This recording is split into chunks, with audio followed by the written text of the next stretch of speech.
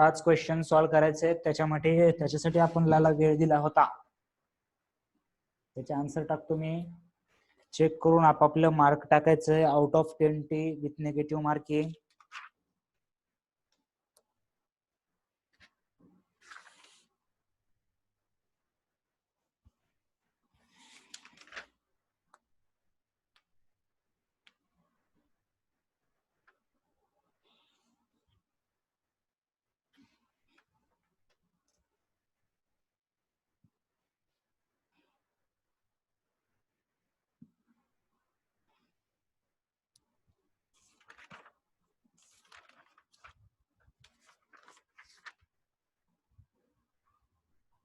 म्यूटच आहेत रे सर्वजण.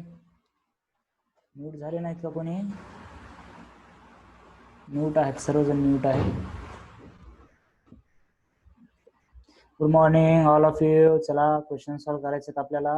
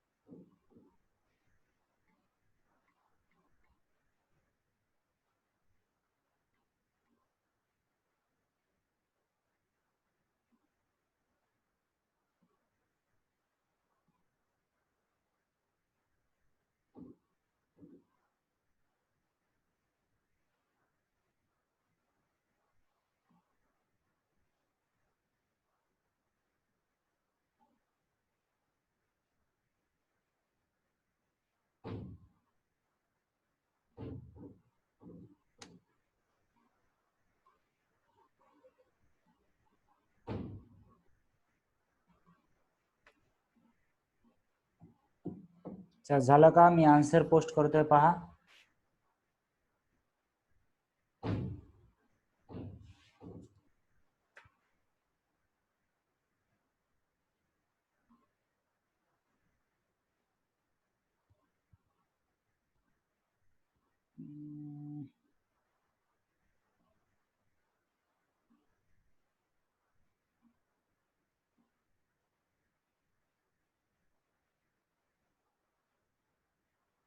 आणि उद्या कोण आहे? आज अंजलीला सांगितले होते आन्सर म्हणजे क्वेश्चन काढायला. उद्या गायत्रीने काढायचंय. ठीक आहे.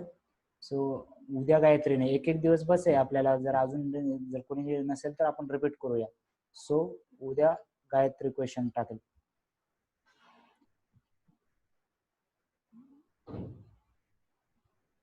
आणि जे आता वार ठेवलेत या वीक मध्ये ते वार तुमचे लक्षात ठेवा. म्हणजे आता उद्या कोणता वार आहे तो गायत्रीचा. ओके चलो. चला मार्क सेंड करा मला with negative marking system. 15. Okay चलो very good.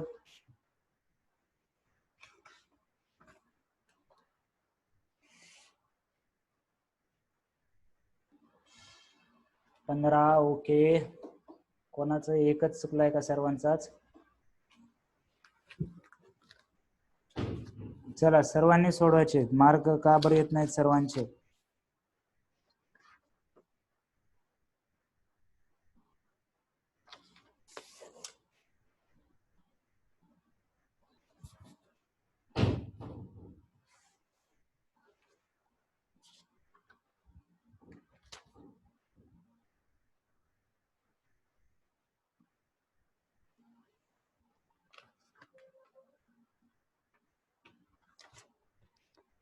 Okay 15 very good. चलो ओके. तर टुडेज लेक्चर स्टार्ट करूया आता आपण. पहा लक्ष द्या की आपण पोटेन्शियोमीटर मध्ये युजेस ऑफ पोटेन्शियोमीटर हे पाहत आहोत. Uses of potentiometer. Just a minute.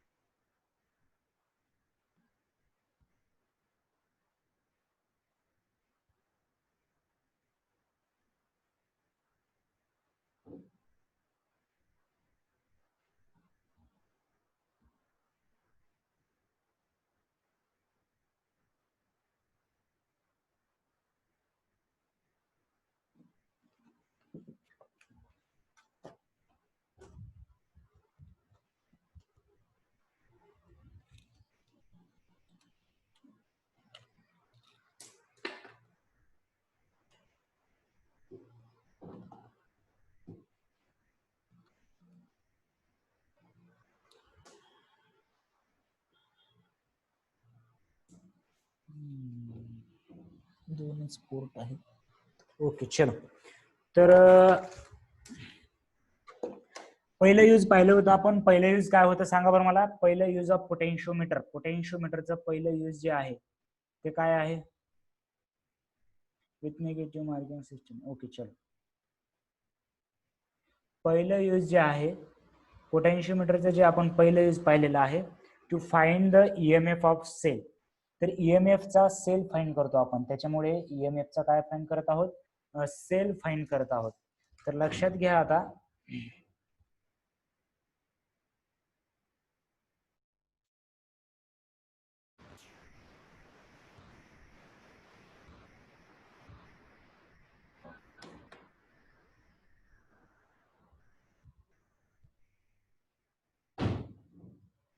Okay.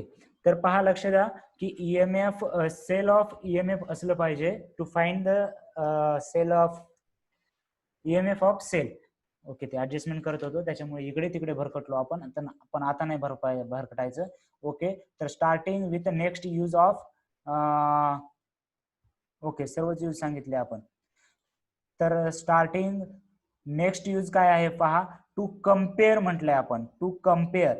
तर टू कम्पेअर म्हटल्यानंतर दोन ईएमएफचं आपल्याला ईएमएफ कम्पेअर करायचंय. पहा, लक्ष द्या, ज्या काही मी नोट्स शेअर केल्या होत्या तुम्हाला ग्रुपवरती, त्या लिहिलेल्या आहेत. जिथपर्यंत मी दररोज शिकवतोय तिथपर्यंत तुम्ही लिहायचं आहे. पहा, पहिला यूज झालेला आहे. स्क्रीन बहुतेक सर्वांना दिसत आहे. मला इकडे एकदा चेकिंग साठी एक दुसरं हे सुरू करू द्या. जस्ट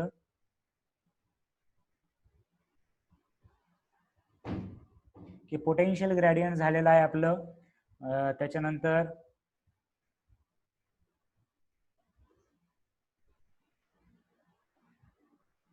पहा, आता लक्ष द्या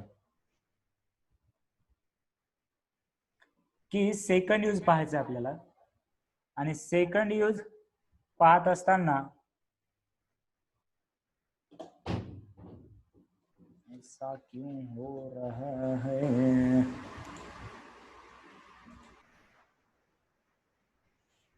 ओके, तर लक्षात घ्या की सेकंड यूज पाहत असताना आपण जी डायग्राम इथे दाखवलेली आहे त्याच्यामध्ये दोन ईएमएफ आपल्याला कम्पेअर करायचे आहेत. दोन ईएमएफ कम्पेअर कसे करायचे ते लक्षात घ्या की पहिल्यांदा आपण E1 आणि E2 अशा प्रकारे आपण इथे कनेक्ट केलेले आहेत. बाकीचं सर्व कनेक्शन खालीपर्यंत सेम आहे. इथं जो बाहेरचा ईएमएफ असतो त्याला लक्षात ठेवणार आहात तुम्ही. त्याला 3 नावं आहेत, तिथे तुमच्या नोट्स मध्ये लिहून घ्या. ऑक्झिलरी सेल, ड्रायव्हर सेल, किंवा त्यालाच प्रायमरी सेल असं सुद्धा म्हटलं जातं. लगेचच नोट करून घ्यायचं आपण. बाहेरचा जो आहे एक्सटर्नल, ज्याची व्हॅल्यू आपल्याला माहिती आहे, त्याला प्रायमरी सेल सुद्धा म्हटलं जातं. ठीक आहे.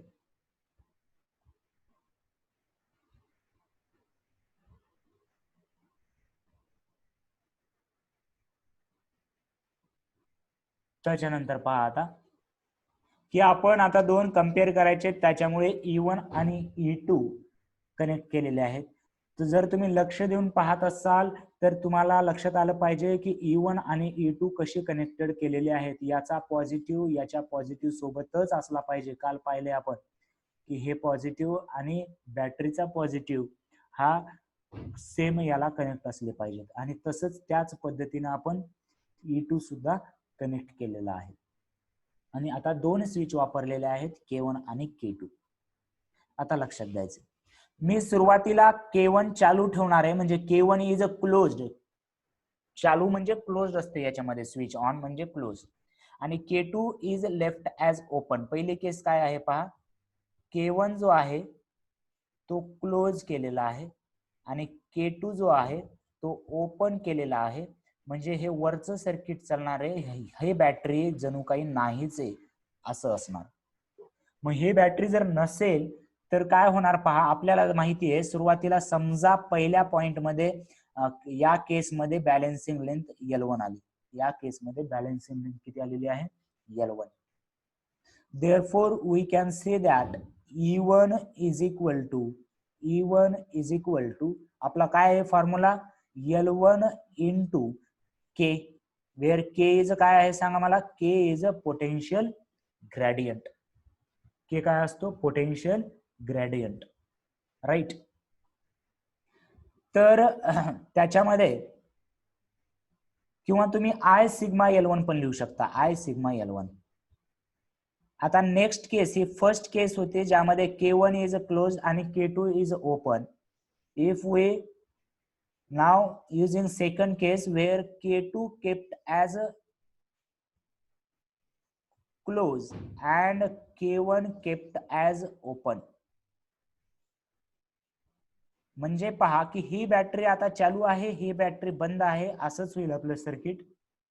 आणि त्यामुळे सेकंड वेळेसची बॅलन्सिंग लेंथ चेंज होणार, कारण ईएमएफ किंवा बॅटरी आपण चेंज केलेली आहे. आणि त्यामुळे E2 इज इक्वल टू काहीतरी नवीन लेंथ बॅलन्सिंग लेंथ जे की आपण L2 कन्सिडर करूया इंटू के. के हा कॉन्स्टंट असणार एका पर्टिक्युलर पोटेन्शियल मीटरसाठी, पोटेन्शियोमीटरसाठी, कारण पोटेन्शियल ग्रेडियंट आहे के. देअरफॉर जर इक्वेशन 1 आणि इक्वेशन 2 जर तुम्ही जर पहा याच्यामध्ये जर हे केला असाल तर इथे तुम्हाला लक्षात येईल की इथे लक्षात घ्या, हे सर्व माहिती तुम्हाला दिलेली आहे. तर केस 1 मध्ये काय केलं, K1 इज क्लोज केलेली आहे, तेव्हा इक्वेशन आलं E1 is equal to I sigma L1. Case 2 जिथे की इक्वेशन आलं E2 is equal to I sigma, किंवा आपण डायरेक्ट के घेतलं, इथे I सिग्माच्या ऐवजी आपण काय घेतलं, डायरेक्ट के. जेव्हा तुम्ही इथे के इंटू L1 इथे के इंटू L2 असेही घेतले तर काही प्रॉब्लेम नाही. Then divide by equation 1 and 2, ratio काय आला, E1 upon E2 is equal to L1 by L2. आता आपल्याला पोटेन्शियल ग्रेडियंटची गरज नाही.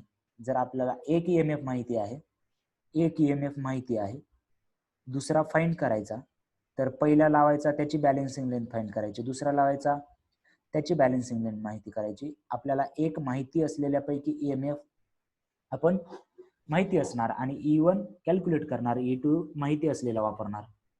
So to compare the EMF of cell, second use of potentiometer is to compare the EMF of cell. एकदम uses simple आहेत केव्हा पण, कारण हे पोटेन्शिओ वायरचं आपल्याला प्रिन्सिपल वर्किंग माहिती असलं पाहिजे, राईट. क्लिअर आहे का? चला सांगा मला, याच्यावरती अजून एक प्रॉब्लेम घेतल्यावर तुम्हाला क्लिअर होईल. पण थिअरी पार्ट क्लिअर आहे का? येस और नो मध्ये रिप्लाय करायचं मला लवकरात लवकर. Okay, very good. मग आता जर हा पार्ट क्लिअर असेल तर आपण लगेचच सेकंड म्हणजे थर्ड यूज करूया. आता लक्षात घ्या जर असं की लक्ष घ्या की पहा, हे पाहिला होता आपण यूज, पहिला यूज कोणता की to measure the EMF of sale.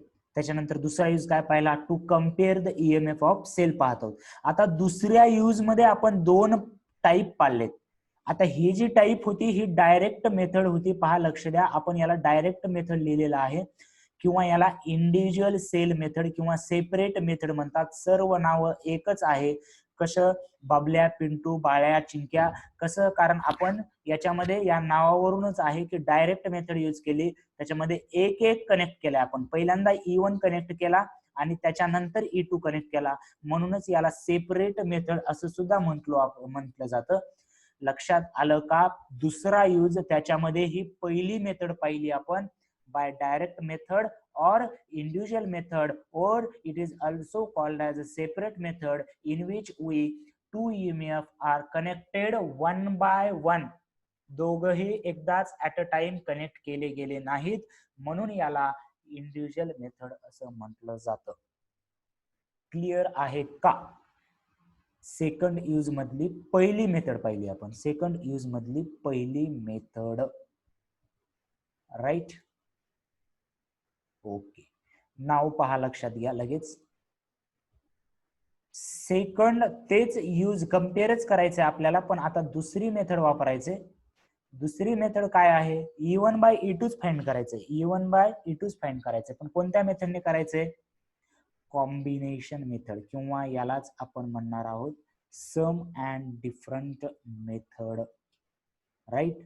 मग ही सम अँड डिफरंट मेथड काय आहे सर, तर सम अँड डिफरन्स मेथड साठी आपल्याला पहिल्यांदा या सर्किटचं करेक्शन म्हणजे काय काय एक्स्ट्रा चेंजेस केले आपल्याला लक्षात घ्यावं लागतं. हे जर तुमचं हे पूर्ण सर्किट, हे खालचं सर्किट केव्हाही बदलत नाही, आपल्याला फक्त हा पार्ट बदलत आहोत आपण एवढा. तर याच्यामध्ये काय काय चेंज केलं पहा. याला 4 वे स्विच म्हणतात पहा, 4 बटन आहेत तिथं तुमच्या भाषेत, की स्विच 1, स्विच 2, स्विच 3, स्विच 4. तर याच्यामध्ये ABCD हे स्विच आहेत पहा. इथे E1 कसं कनेक्ट केलेलं आहे, ऑलरेडी मी जसं सांगतो वारंवार की पॉझिटिव्ह याचा पॉझिटिव्हला कनेक्ट केलं. त्याच्यानंतर विस्टोन नेटवर्क सारखं आपल्याला काहीतरी ब्रँच आलंय, इकडून A स्विच आहे, इथे C स्विच आहे, इथे B स्विच आहे, इथे D स्विच आहे, आणि इथून परत आपण ही जी बॅटरी आहे तिचा सुद्धा पॉझिटिव्ह इकडे ठेवलेला आहे. नक्की. आता याच्या वर्किंग मध्ये यायचंय. पहिली केस, हे कसं वर्क केलं जातं, काय चेंजेस केलेत, की इथं फक्त 4 वे स्विच वापरलेला आहे. त्याचं काम कसं करतं ते आपण पाहूया. पहिल्यांदा समजा, आता इथं नवीन पॉइंट देतोय मी, बी देऊया याला पॉइंट, कॅपिटल म्हणतोय आम्ही, याला सी देऊया, याला डी देऊया, याला ई देऊया, कॅपिटल आहेत सर्व नाव, याला एफ देऊया. ओके. आणि क्रॉस केले म्हणजे हे वायर वेगळं आहे, हे खालून वायर वेगळं गेलेलं आहे. In first case only A and D switch are open. In first case only A and D switch are closed. Sorry, close म्हणजे चालू आहेत आपल्या भाषेत. क्लोज, C फॉर चालू असं लक्षात ठेवायचं तुम्ही. क्लोज की असणं म्हणजे चालू असणे, C फॉर क्लोज, राईट. तर A आणि D स्विच चालू आहेत म्हणजे क्लोज आहेत, आणि B आणि C ओपन आहेत. B and C keys are open. आता वेज कसं करणार पहा, लक्ष द्या लक्ष द्या लक्ष द्या. आता काय होणार, इथून करंट A टू B जाणार, A टू, मला कसा जाणार पुढचा पॉइंट सांगा, B टू करंट कुठे जाणार, B पासून करंट कुठे जाणार, कोणत्या पॉइंटला जाणार, मी तुमचे कमेंट पाहत आहोत. B पासून कुठे जायला पाहिजे करंट, इथं तर स्विच नाही, B टू D जायला पाहिजे. व्हेरी गुड विशाल. आधी B टू C येईल, आपला पॉइंट घेतला आपण C, व्हेरी गुड. आणि ही स्विच ओपन आहे म्हणजे ही चालू नाहीये, म्हणजे इथून इकडे न येता C टू D जाईल, कारण A स्विच आपलं चालू आहे आणि C स्विच हे बंद आहे. सो कुठे जायला पाहिजे, very good, B to D current गेला. त्याच्यानंतर D पासून पहा इथे EMF आला. आता इथे EMF इथे E1 आहे, तर कनेक्शन पहा कसं आहे, की इकडे पॉझिटिव्ह, आता इकडे निगेटिव्ह, हे झालं E1, आणि त्याच्यानंतर लगेचच इथे लगेच पॉझिटिव्ह आहे आणि हे निगेटिव्ह आहे. आणि मग D पासून कुणीकडे जाणार सांगा मला, D पासून कुणीकडे जाणार, D पासून असा करंट येणार, असा करंट जाणार, असा असा असा असा F कडे येणार. F कडून परत C बंद आहे म्हणजे इकडे तर जाऊ शकत नाही. F पासून कुणीकडे जाणार, C कडे जाणार का E कडे जाणार, C कडे जाणार का E कडे जाणार. तुम्हाला कमेंट करायला त्रास होत असणार, मला नक्कीच माहिती आहे, पण समजणं पण तेवढंच इम्पॉर्टंट आहे. ओके, सो इथे E कडे जाणार, व्हेरी गुड, कारण C बंद आहे त्याच्यामुळे E कडे जाणार आणि असं सर्किट आपलं कंप्लीट होणार. ओके, तर पहा E1, त्याच्यानंतर हा पॉइंट आहे आपला B, हा पॉइंट आहे आपला इथे D, त्याच्यानंतर हा पॉइंट आला आपला F, आणि ही EMF आहे E2. तर फर्स्ट केस मध्ये पहा E1 आणि E2 अशा पद्धतीने कनेक्ट आहेत की याचा पॉझिटिव्ह इथं निगेटिव्ह, परत याचा पॉझिटिव्ह इथं निगेटिव्ह, म्हणजे निगेटिव्ह टू पॉझिटिव्ह कनेक्ट आहे.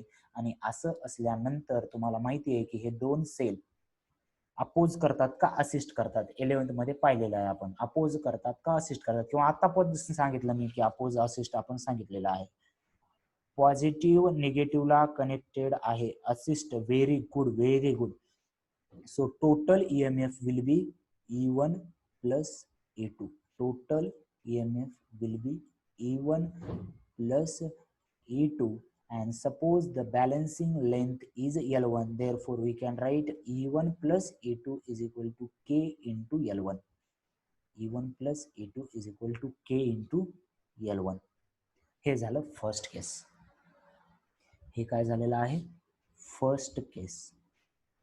तर सर मग सेकंड केस काय होतं, सर सेकंड केस काय होतं, सेकंड केस मध्ये काय केलंय पहा. फर्स्ट केस क्लिअर दिसते तुम्हाला की कीज याच्यामध्ये पहा, हे खूप महत्वाचं आहे की ए आणि डी आर क्लोज असलं पाहिजे.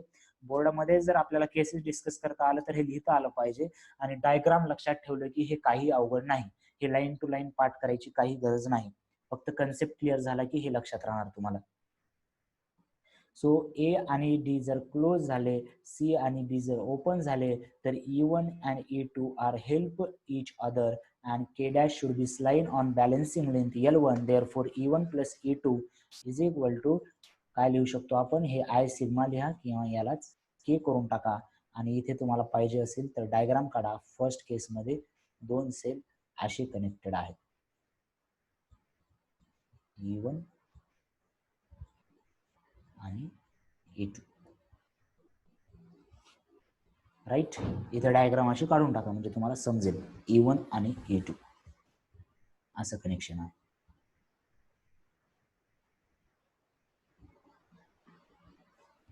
करा बरं, तेवढी डायग्राम काढा म्हणजे लक्षात राहील आपल्याला.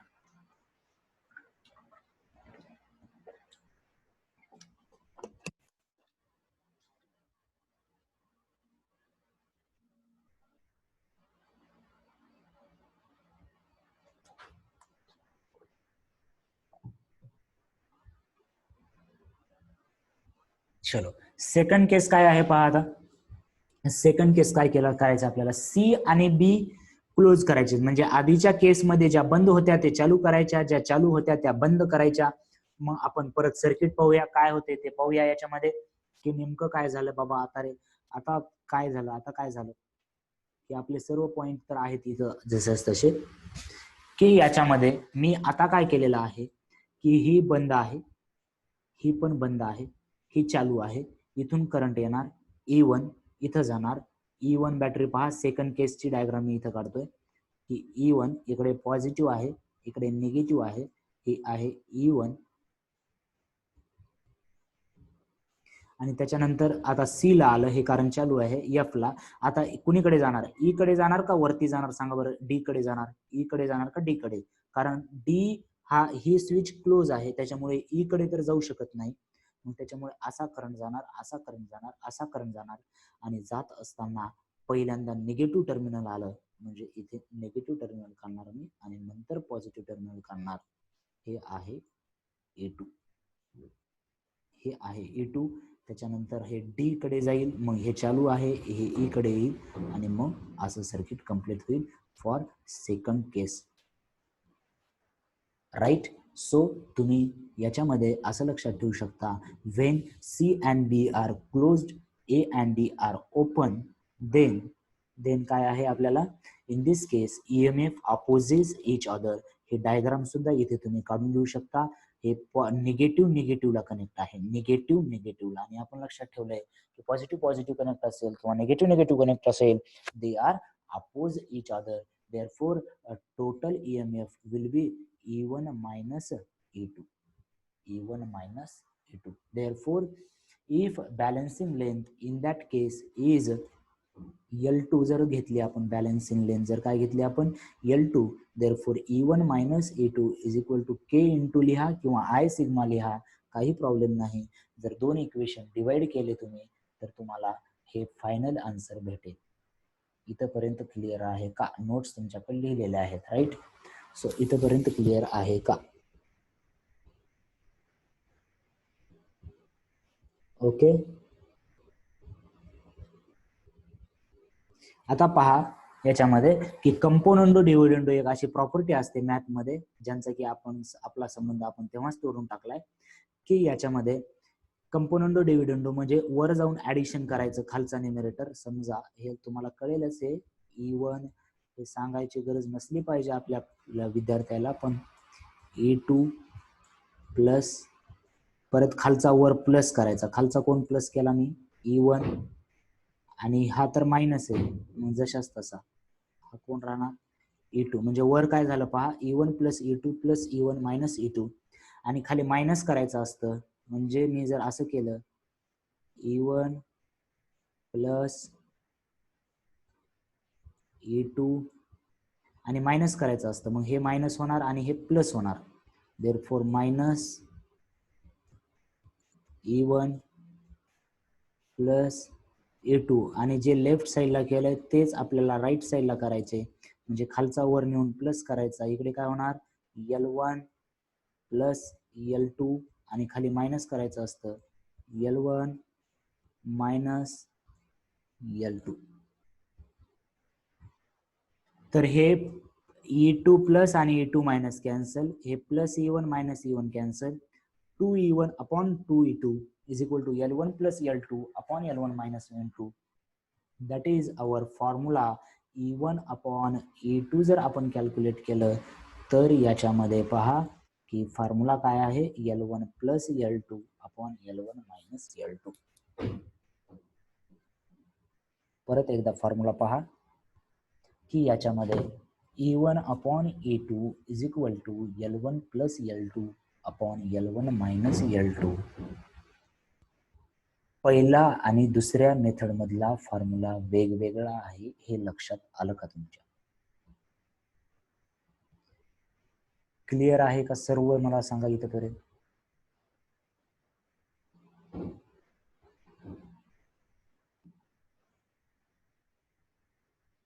ओके, तर आता पहा, लक्षात घ्या आता याच्यामध्ये. Okay, very good very good. तर लक्षात घ्या की आता या दोन यांचं नाव आपण त्याच पद्धतीने दिलेले आहेत की पहिली जी मेथड होती ती सेपरेट, आधी E1 कनेक्ट केला नंतर E2 कनेक्ट केला, म्हणून त्या मेथडला आपण डायरेक्ट मेथड म्हणतो किंवा इंडिव्हिज्युअल सेल मेथड म्हणतो किंवा सेपरेट मेथड म्हणतो पहिल्या ह्याचं. आणि दुसऱ्या मेथडमध्ये कॉम्बिनेशन मेथड. पहा याला काय म्हटलं जातं मग आता? कॉम्बिनेशन मेथड म्हटलं जातं, किंवा काय म्हटलं जातं अजून? की सम अँड डिफरन्स म्हटलं जातं. सम अँड डिफरन्स म्हटलं जातं, कारण पहिल्यांदा आधी E1 प्लस E2 आहे आणि नंतर E1 मायनस E2 आहे. दोन्ही मेथड EMF कम्पेअर करण्याच्याच आहेत, पण मेथड फक्त वेगवेगळ्या आहेत. ओके, सो आपण लक्षात ठेवायचं आता याच्यामध्ये की दोन मेथड, जर डायरेक्ट मेथड असेल तर फॉर्म्युला L1 अपॉन L2, आणि कॉम्बाईन मेथड असेल किंवा सम अँड डिफरन्स मेथड असेल तर L1 plus L2 upon L1 minus N2. नाव the important point is when to use which method, की पहिली केव्हा वापरायची आणि दुसरी केव्हा वापरायची. जर पहिली म्हणजे दुसरीची गरज का पडते? पहिली केव्हा तरी गडबड करायला लागते, तेव्हा आपण दुसरीचा विचार करतो. हे आपण फिजिक्स मध्ये बऱ्याच वेळा फिजिक्स मध्ये पाहिलेलं आहे, बाकीचं मला काय माहिती नाही. तर याच्यामध्ये जेव्हा पहिली केव्हा यूज करायचे पहा, दोन असल्यामुळे, आणि तुम्हाला माहितीच असेल दोन असल्यावर की त्याचे फायदे असतात. मग जस्ट मिनिट.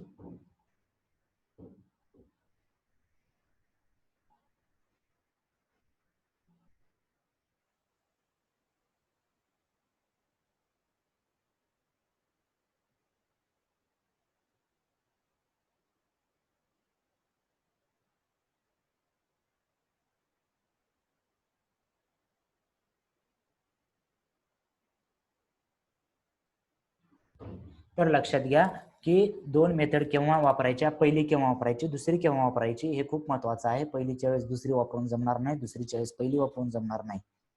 मग त्यामुळे पहिली केव्हा वापरायचे? E1 and E2 are of the same order or nearly equal.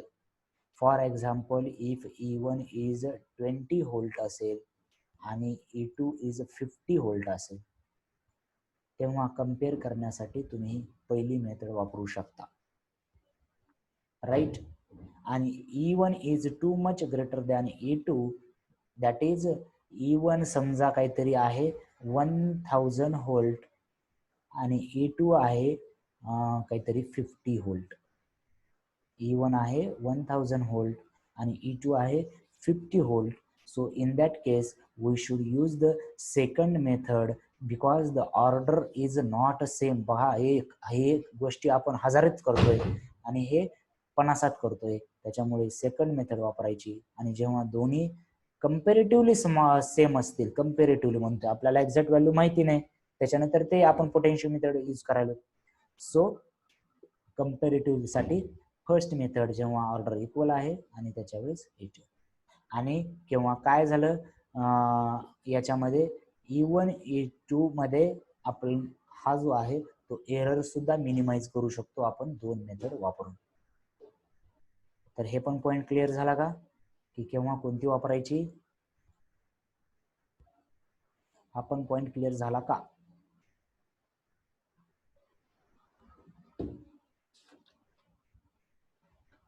Right.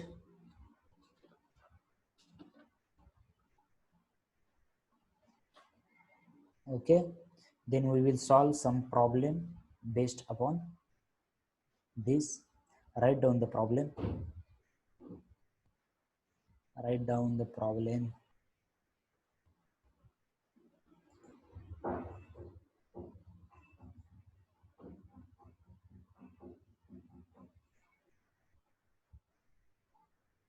Okay, तर लिहा. एकदम सिंपल प्रॉब्लेम, काय नाही, पहा लिहा. EMFs are compared by combination method. लिहा प्रॉब्लेम लिहा. EMFs are compared by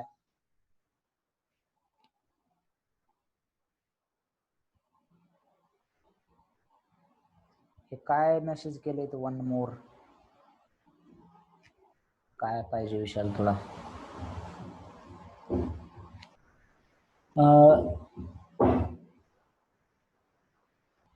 Two EMFs compared by combination method. आवाज येत नाही? आवाज येतोय का रे? चला मला रिप्ले करा बरं, आवाज येतोय का नाही. जरासा कमी येत असेल. आज माईक वापरत नाहीये मी. नाही, माईक पण वापरतोय रे, माईक वापरतोय. ओके, आवाज येतोय? ओके, ठीक आहे. माईक वापरतोय, कॅमेरा वेगळा वापरतोय. कॅमेराची क्लॅरिटी कमी असेल. ओके, चलो, कॅमेरा वेगळा वापरतोय कारण तुम्हाला ते स्क्रीनवर दाखवायचं होतं. तर क्वेश्चन लिहा. Two EMFs compared by combination method. In first case, length is 20 centimeter.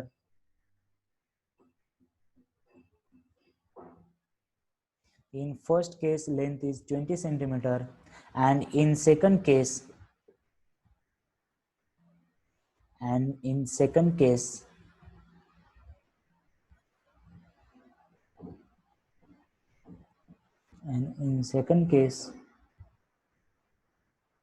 balancing length is 100 centimeter.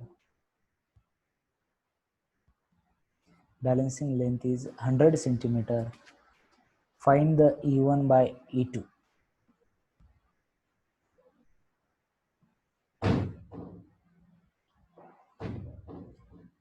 Find the E1 by E2. Calculate करून तुम्हीच सांगायचं.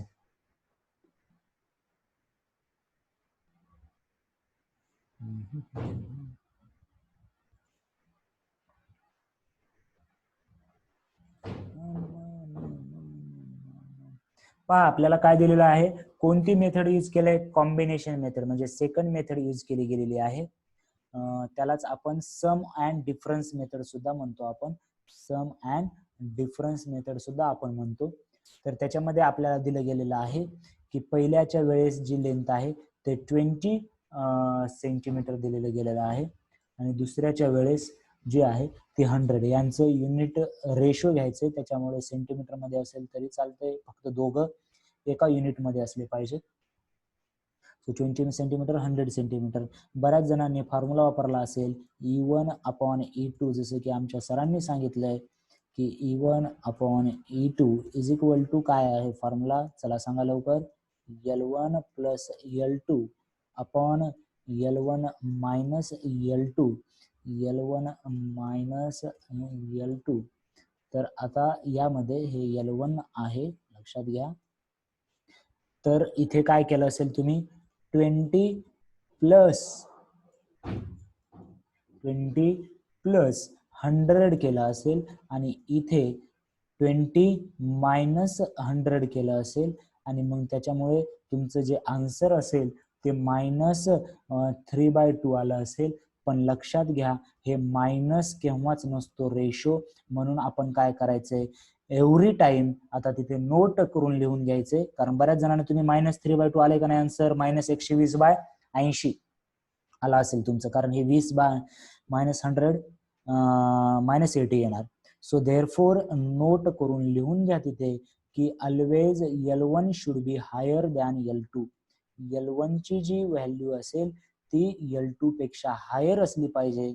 आणि हे प्रॉब्लेम घेऊन सांगितलं की आपल्या लक्षात बसलं. मग नोट कसं लिहा, नोट लिहा इन कॉम्बिनेशन मेथड. नोट लिहून घ्या, in combination method, in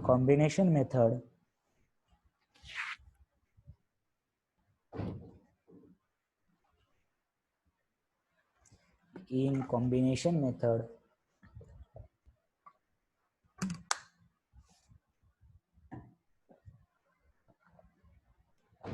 higher value of balancing length is L1.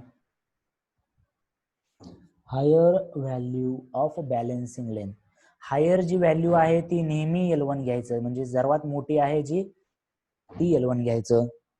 Higher the value of balancing length is L1. Higher value of balancing length is L1.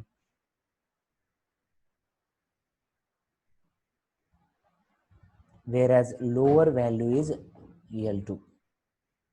whereas lower value is L2. Higher व्हॅल्यूला L1 घ्यायचं, lower व्हॅल्यूला L2 घ्यायचं combination method मध्ये.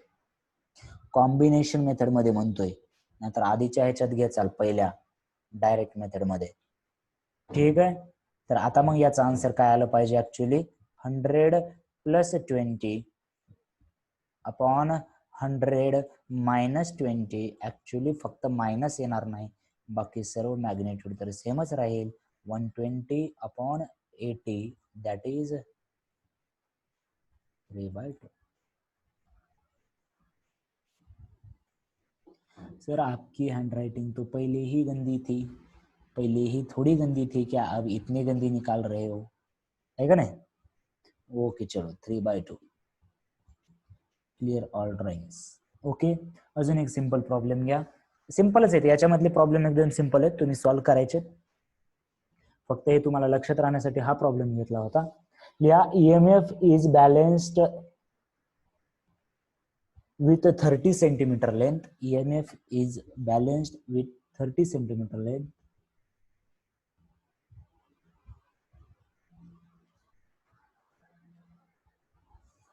EMF is balanced with 30 centimeter of length.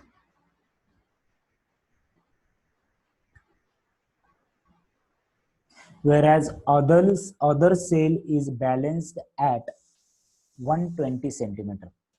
Whereas other cell is balanced at 120 centimeter. Find the ratio of EMFs. Find the ratio of EMFs.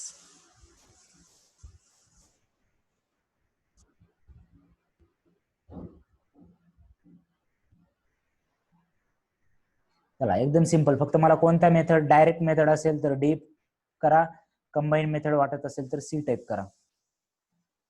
आपल्याला जेव्हा दिलं नाही किंवा आपल्याला सरळ कळते ना 1 बाय 1 कनेक्ट केलेले आहेत, 1 बाय 1 EMF कनेक्ट केलेले आहेत, तेव्हा आपण काय करणार मग, आणि पब्लिकली टाकायचे रे आन्सर. मी आता कसं करतोय, दुसऱ्या अकाउंटहून तुमच्या कमेंट बघतोय, मला इथं शेअर स्क्रीन केल्यावर तुमच्या कमेंट दिसत नाहीत, त्याच्यामुळे मी पहा एका वेगळ्या अकाउंटनं आलेलो आहे. मग तुम्ही त्या अकाउंटला प्रायव्हेट हे करताय, मला दिसत नाही, इकडे पब्लिकली दिसत आहेत.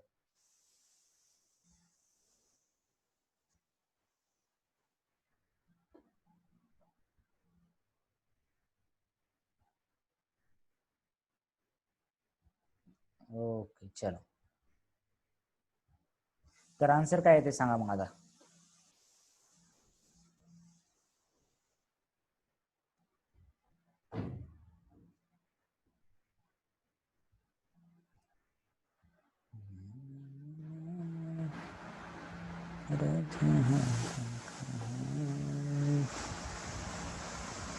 अरे आंसर बताओ, do not use a private chat. कितने बार बताए आपको, आंसर इज रॉन्ग. रॉन्ग. अरे 30 सेंटीमीटर आणि 140 सेंटीमीटर दिले, डायरेक्ट तुम्हाला फॉर्म्युला यूज करायचंय. काय याच्यामध्ये E1 upon E2 is equal to, तुम्हाला काय सांगितलं, L1 या केस मध्ये जी दिली ती घ्या. सुरुवातीची L1 किती दिली, 30 दिली, आणि नंतरची काय दिली, 120 दिली. रेशो किती येतो, 1/4. हे किती 15 सेकंद लागले का, 15 सेकंद सुद्धा लागायला नाही पाहिजेत आपल्याला, 15 सेकंद. E1/E2 किती येतो, 1/4. काय करत बसलात कुठं, डायरेक्ट मेथड मध्ये कोणी मोठं असू शकतं, कोणी छोटा असू शकतं, मी सांगितलेलं आहे. नाहीतर इतर दिमाग लावत बसला असाल अजून आपला. जिथं वापरायचं नाही तिथं खूप वापरता तुम्ही. चला 1/4 आला का सर्वांचा, काय म्हणे 2.6 म्हणे. चला पटकन सर्वजण, फदे कुठले की लॉकडाऊन मध्ये खाऊन खाऊन मंद झालेत सगळे.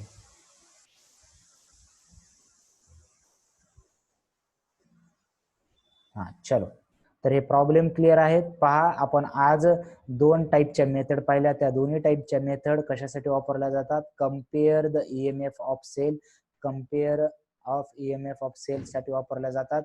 आणि त्याच्यामध्ये आपण पाहिलेलं आहे की कम्पेअर करत असताना 2 मेथड आहे, डायरेक्ट आणि कॉम्बिनेशन. डायरेक्ट मध्ये L1 अपॉन L2 आहे फॉर्म्युला, आणि कंबाईन मध्ये L1 plus L2 upon L1 minus L2 हा आहे.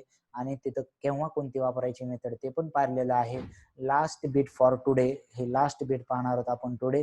काय आहे की प्रिकॉशन फॉर पोटेन्शियोमीटर यूज करत असताना प्रिकॉशन, आपण जसं मीटर ब्रिज मध्ये पाहिलं होतं.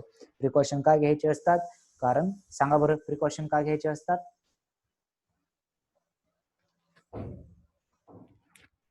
we have to minimize the error in measurement. Error जो येत असतो कॅल्क्युलेशन मध्ये, तो एरर आपल्याला मिनिमाइज करायचा आहे.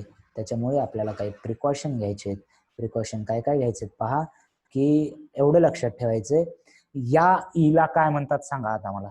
या जो कॅपिटल ई आहे म्हणजे हा कोण आहे, या ईला आपण भरपूर सारे नाव दिलेले आहेत. Right, very good.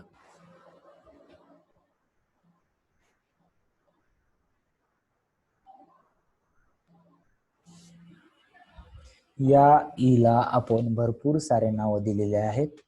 त्या EMF नाही रे भद्या, त्याला आपण ऑक्झिलरी सेल असं म्हणतो, किंवा त्याला आपण प्रायमरी सेल असं म्हणतोय, किंवाच त्याला आपण ड्रायव्हर सेल असं म्हणतोय. आणि हेच इथंच खाली लिहिलंय, जे झोपले नाही त्यांना तरी कमीत कमी कळायला पाहिजे होतं. पण प्रॉब्लेम असा आहे सर, सर्वच जण झोपले, तुम्ही दिसा नाही पुढे, हे स्क्रीन दिसते, झोप येते. लक्षात आलं का, हे ई म्हणजे कोण आहे, बाहेरचा EMF जो आपण करंट देण्यासाठी वापरणार आहोत, तो त्याला प्रायमरी म्हणतात, किंवा ऑक्झिलरी म्हणतात, किंवा ड्रायव्हर म्हणतात. आणि हा नेहमी ज्याचं EMF कम्पेअर करतोय त्याच्यापेक्षा मोठा असला पाहिजे. जर E1 मेजर करत असलो तर त्याच्यापेक्षा मोठा असला पाहिजे, E2 मेजर करत असेल तर त्याच्यापेक्षा मोठा असला पाहिजे. जर कंबाईन मेथड वापरत असेल तर त्याच्यापेक्षा मोठा असला पाहिजे. म्हणजे कोणापेक्षा, E1 प्लस E2 पेक्षा पण, आणि E1 मायनस E2 पेक्षा पण मोठा असला पाहिजे. पहिला पॉइंट क्लिअर आहे का, पहिला पॉइंट क्लिअर आहे का, विचारतच जायचं आपल्याला. ओके, त्याच्यानंतर सेकंड काय आहे, AB wire uniform. Wire uniform का असायला पाहिजे हे पाहिले, व्हेरी गुड. ओके ओके चलो, तर आपण सेकंड पॉइंट पहा आता काय आहे, wire AB should be uniform. तर वायर युनिफॉर्म का असायला पाहिजे, ते आपण पाहिलेलं आहे, ते काय डिस्कस नाही करणार आहोत. Positive terminal of auxiliary cell and positive terminal of cell whose EMF to be measured should be connected to same point. That should be, मी वारंवार सांगत होतो की प्रायमरी सेलचा पॉझिटिव्ह आणि जो वरी सेल कनेक्ट केलाय त्याचा पॉझिटिव्ह हा सेम पॉइंटला, म्हणजेच डायरेक्टली आपण असं सांगू शकतो पॉझिटिव्ह प्लेट कनेक्ट झाले पाहिजे. आणि लास्टला resistance of wire A B should be high. जर रेजिस्टन्स जर कमी असेल, लक्षात घ्या, तर EMF चा जो बॅलन्सिंग पॉइंट आहे तो खूप इथे जवळ येतो रेजिस्टन्सच्या, म्हणून त्याच्यामुळे पोटेन्शियोमीटरचा जो रेजिस्टन्स आहे त्या पोटेन्शियोमीटर वायरची ती सुद्धा काय असली पाहिजे, हाय असली पाहिजे. The 4 point you should remember, EMF should be always greater than whose EMF should be measured, then wire AB should be uniform, then positive to positive terminal connection and resistance should be high. Clear आहे का?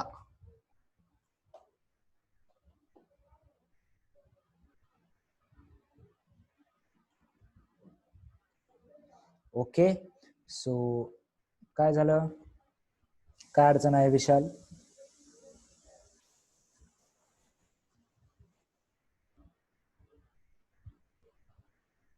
Okay, अडचण नाहीये.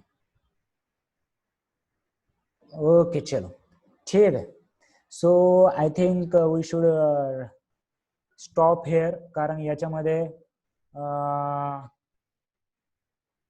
आपल्याला जसं की माहिती आहे, जो थर्ड यूज आहे इंटरनल रेजिस्टन्सचा, तो इंटरनल रेजिस्टन्सचा आपल्याला नेक्स्ट याच्यामध्ये सुरू करावा लागणार आहे. प्रॉब्लेम याच्यावरती एकदम सिंपल आहे. प्रॉब्लेम याच्यावरती सॉल्व्ह करा. 2च फॉर्म्युले आज नवीन झालेले आहेत. ज्याला क्वेश्चन द्यायला सांगितलेले आहेत त्यांनी क्वेश्चन हे करायचंय, आणि याच्यामध्ये काय काय रिपीट करायचं विशाल? रिपीट काय असलं टाकत जाऊन का बरं? काय रिपीट करायचे? कोणती स्टेप कळलं नाही ते सांगा. रिपीट म्हणजे कुठून काय रिपीट करायची? एकदम कोणता पॉइंट नेमकं, की आपल्याला प्रत्येक पॉइंट मी आधी सांगतच आले तुम्हाला, वायर युनिफॉर्म का असली पाहिजे. क्लिअर आहे? मोठा EMF का असला पाहिजे, कारण त्याच्यात करंट गेला पाहिजे ना बॅलन्सिंग लेत असण्यासाठी. त्याच्यानंतर पॉझिटिव्ह का कनेक्ट केले पाहिजे, कारण वरचा EMF खालच्याला अपोज केला पाहिजे, म्हणूनच इफेक्टिव्ह करंट 0 असला पाहिजे. आणि त्याच्यानंतर लास्टचं होतं की रेजिस्टन्स हाय असला पाहिजे, कारण potential drop is directly proportional to resistance. मग जर पोटेन्शियल जर जास्त असेल आणि रेजिस्टन्स जर कमी असेल तर त्याची लेंथ कमी येणार, आणि लेंथ कमी आलं की आपल्याला बॅलन्सिंग लेंथ घ्यायला अवघड जाणार. आपण पहिल्या ह्याच्यात मध्ये सुद्धा पाहिलं होतं की बॅलन्सिंग लेंथ ही मिडलला आलेली केव्हा पण चांगली असते. So last point is regarding that. Okay आहे का?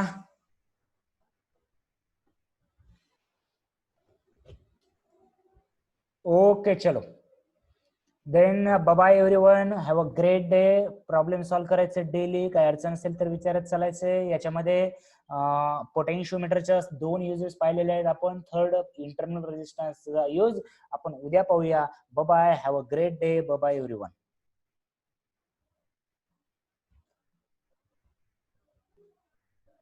We will meet in morning. ठीक आहे, मॉर्निंगच्या लेक्चरला भेटणार आहोत आपण बरेच जण. Okay, so thanks for doubt. तुझे जे डाऊट राहिले ते मला नंतर ते इमेज पाठव. काल सॉल्व्ह केले तुझे जे काही असतील राहिले असतील तर मला ते इमेज पाठव लगेच. ओके, चलो. Okay, all of you, thank you.